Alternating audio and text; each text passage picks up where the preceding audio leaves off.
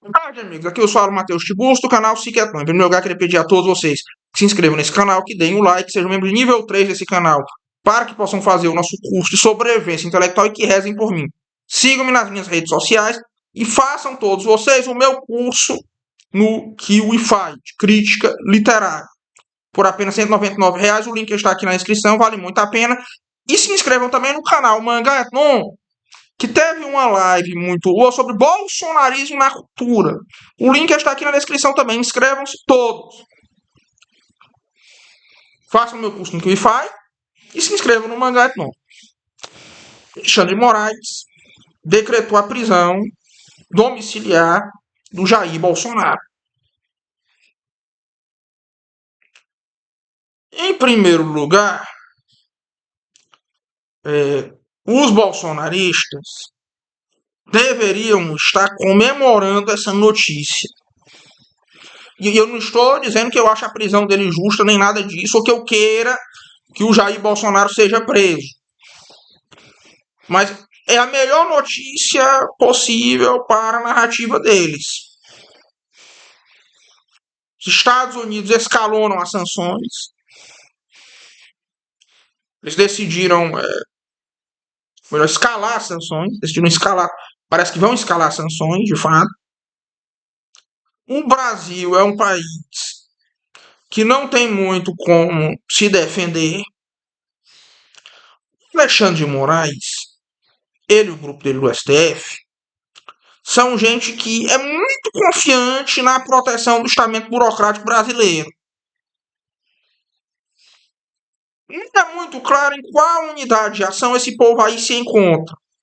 Não é uma coisa que seja 100% clara.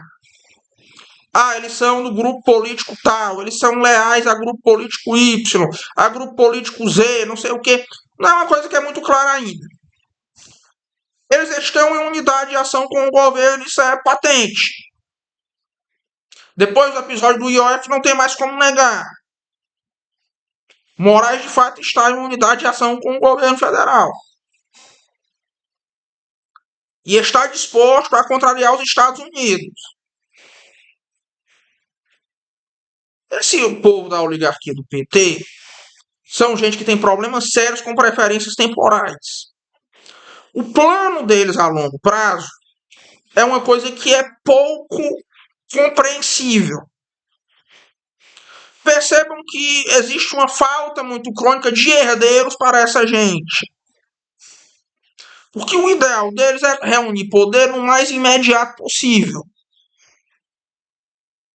Dessa forma, Mendes é caso de alguns erros de julgamento. E o Moraes é um caso disso aí. Um caso muito claro desse problema. É alguém que peca muito por esses erros de julgamento. Ele acredita que nada vai acontecer com ele. A elite brasileira, nesse ponto, Olavo de Carvalho já foi muito inteligente, e eu não canso de reafirmar esse ponto aqui. Ela é muito guiada pela sua própria imprensa, que tem como papel principal a reafirmação das suas crenças. Como o homem moderno, especialmente o mais burro, como dizia o C.S. Lewis, ele é um escravo dos jornais, ele acha que os jornais são a realidade. E a intelectualidade brasileira, na contramão da intelectualidade do mundo, botou na cabeça de que o jornal, de que aquilo que está em jornais são fatos, fato, que ali não tem nenhuma interpretação, que ali não tem nenhuma opinião, acaba que esse povo aí da nova esquerda brasileira fica totalmente perdido no processo. Eles acreditam de fato nas mentiras de reafirmação de crenças da classe dominante, que é o estamento burocrático. E até mesmo o Moraes é alguém que não é imune a isso, muito pelo contrário. Muito pelo contrário.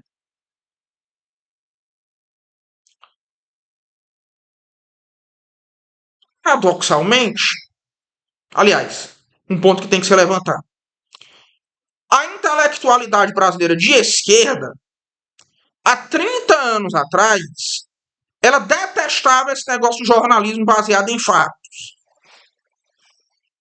Tinha até um filme satírico que é Deus no New York Times, que falava sobre um ditador que era orientado pelo que ele recebia no resumo semanal do New York Times. O pessoal do Pasquim fez esse filme aí. Salvo engano, foi um filme. Para quem contava essa história. Confesso que eu não conferi muito bem. Mas a esquerda de hoje é totalmente diferente. Paulo Francis dizia, no final dos anos 90, que o jornalismo brasileiro estava regurgitando muita coisa ruim do passado. Termos sem retificação, termos incompreendidos, que poderiam levar a margem para muita confusão, sinais de charlatanismo, pseudo-erudição, coisas que a esquerda até conseguiu afastar um pouco da imprensa brasileira, verdade seja dita. Apesar de que, de maneira geral, nesse aspecto, o trabalho de jornalismo da esquerda foi, acima de tudo, maléfico. Porque diminuiu muito o nível intelectual do jornalismo brasileiro.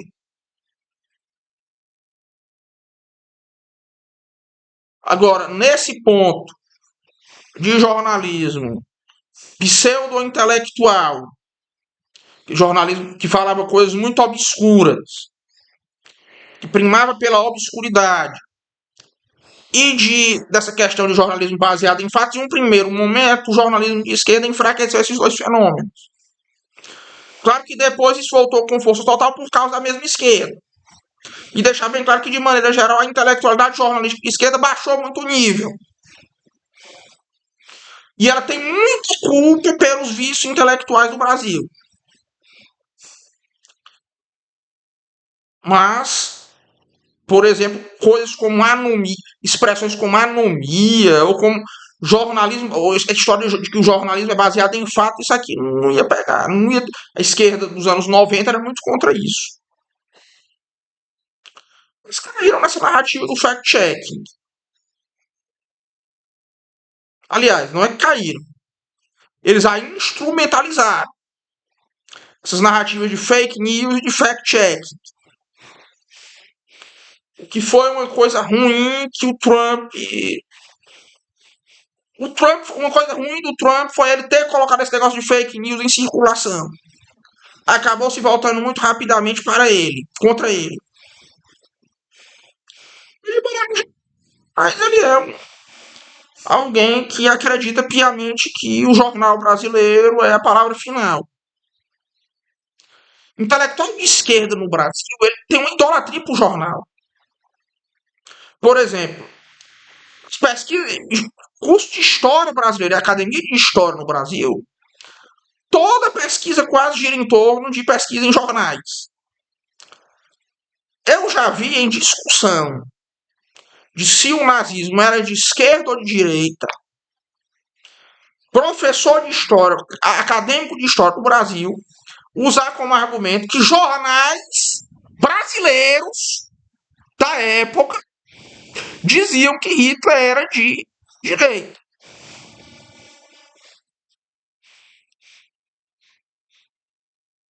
Eu usou como exemplo de que jornais brasileiros da época diziam isso. Não estou dizendo que não seja de direita. Mas usaram como argumento o fato de que jornais brasileiros da época diziam isso aí. O caso Schellenberger vai intensificando a visão mundial quanto ao governo. O resultado não é um mar de rosas para o nosso regime. Enfim, parece que a União Brasil e o PP vão entrar agora na paralisação que vai haver, na paralisação do Congresso. E o teatro começa a ficar cada vez mais confuso. Aguardemos as próximas cenas. a cortina vai se fechar. Pois um forte abraço a todos e até logo.